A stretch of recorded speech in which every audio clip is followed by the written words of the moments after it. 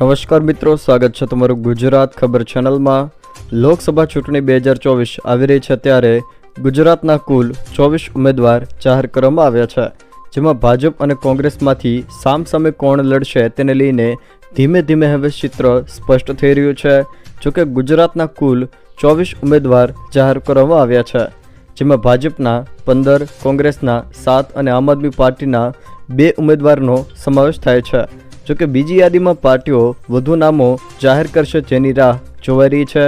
સૌપ્રથમ આમ આદમી પાર્ટીએ 2 ઉમેદવાર, ત્યારબાદ ભાજપે 15 અને ગઈકાલે કોંગ્રેસે 7 ઉમેદવારના નામ જાહેર કર્યા છે।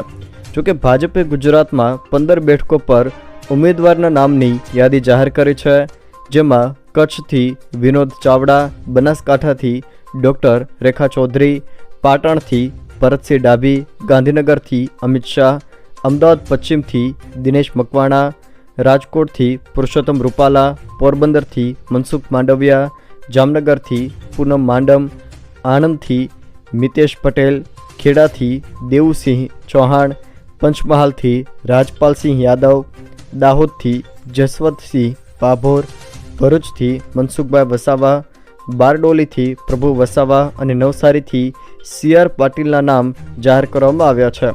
જ્યારે લોકસભા ચૂંટણી 2024ને લઈને કોંગ્રેસ દ્વારા બીજી યાદી જાહેર કરવામાં આવી છે, જેમાં કોંગ્રેસે 43 ઉમેદવારોના નામની યાદી જાહેર કરી છે, જેમાં ગુજરાતના પણ 7 નામ જાહેર કરવામાં આવ્યા છે, જેમાં કચ્છથી નિતેશ લાલન, બનાસકાંઠાથી ગિનીબેન ઠાકોર, અમદાવાદ પૂર્વથી રોહન ગુપ્તા, અમદાવાદ પશ્ચિમથી ભરત મકવાણા, પોરબંદરથી લલિત વસોયા, બારડોલીથી સિદ્ધાર્થ ચૌધરી અને વલસાડથી અનંત પટેલના નામની જાહેરાત કરવામાં આવી છે।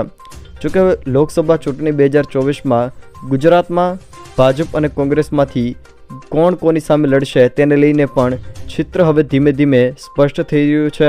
જોકે અત્યાર સુધી ગુજરાતની 26 બેઠકોમાંથી 5 બેઠકો પર ભાજપ અને કોંગ્રેસ બંનેના ઉમેદવારો જાહેર થઈ ગયા છે, જેમાં બનાસકાંઠા બેઠક પરથી રેખાબેન ચૌધરી સામે ગેનીબેન ઠાકોર લડશે, જ્યારે પોરબંદર બેઠક પરથી ભાજપમાંથી મનસુખભાઈ માંડવિયા સામે કોંગ્રેસના લલિત વસોયા લડશે, જ્યારે અમદાવાદ પશ્ચિમ બેઠક પરથી ભાજપના દિનેશ મકવાણા સામે કોંગ્રેસના ભરત મકવાણા લડશે, જ્યારે બારડોલી બેઠક પરથી ભાજપના પ્રભુભાઈ વસાવા સામે કોંગ્રેસના સિદ્ધાર્થ ચૌધરી લડશે, જ્યારે કચ્છ બેઠક પરથી ભાજપના વિનોદ ચાવડા સામે કોંગ્રેસના નીતિશ લાલન લડશે। આમ અત્યાર સુધીમાં ગુજરાતની 26 બેઠકોમાંથી 5 બેઠકો પર ભાજપ કોંગ્રેસ બંનેના ઉમેદવારો જાહેર થઈ ગયા છે।